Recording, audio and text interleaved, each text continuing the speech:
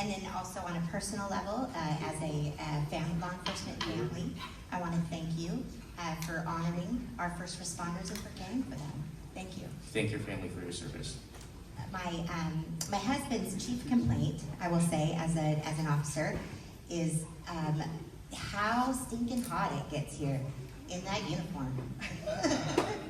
What are your ideas on keeping the wearers cool in hot temperatures? One of the ideas we have for the arms will be holes drilled in that will be at a diagonal, meaning that air can't go in through this side, but when you're moving, it will cool you down. So once you're stationary trying to do something, you will not get excess hair that will cause damage, but when you're moving, you will get that air.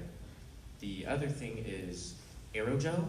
That will make it lightweight and also reduce the wearer's cooling and insulate them from the inside.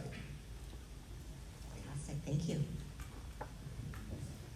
Hey guys, great presentation, and so I was actually the lead investor that screened all of the videos and pitches before we got here tonight, so narrowed it down to the top 8 teams that were here.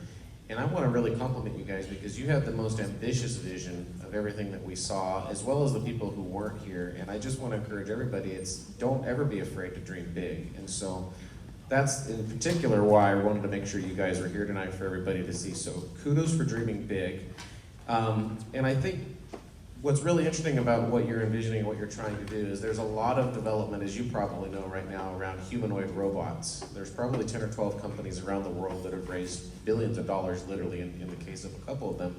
But I'm not sure if robots will be able to do everything. And so your concept of there might be a niche market for exoskeletons, I think is interesting. And I just want to encourage you to continue to do the research on what those niche applications and use cases will be, where an exoskeleton is actually going to be better than a robot, and you could have a really viable business there, but you're going to have to help customers in the market understand why an exoskeleton makes sense in those cases and a robot doesn't. So again, just great job tonight, and I can tell you've put in a lot of extra research from where you were just a few weeks ago.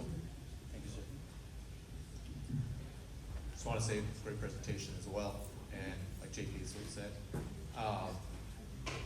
it's just that everybody is looking for robots and so forth, but something simple as an exoskeleton, which is obviously cost-wise significantly less. I love the idea. That's it for us. Thank you.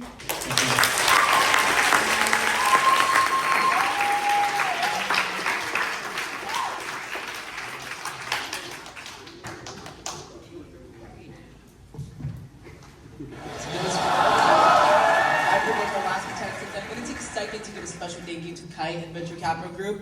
And I also want to give a special thank you to the Kern High School District and Mr. Brian Miller for allowing us to use Innovations Hall today, and as well as a special thank you to the rest of our investors here today. And a huge, huge thank you to all of our participants, all of our ambassadors and runners, our director Haley Tatt, and our founder and our producer Jacob Stubbe for making today such a success, because we couldn't have done it without you guys. So please give them a round of applause.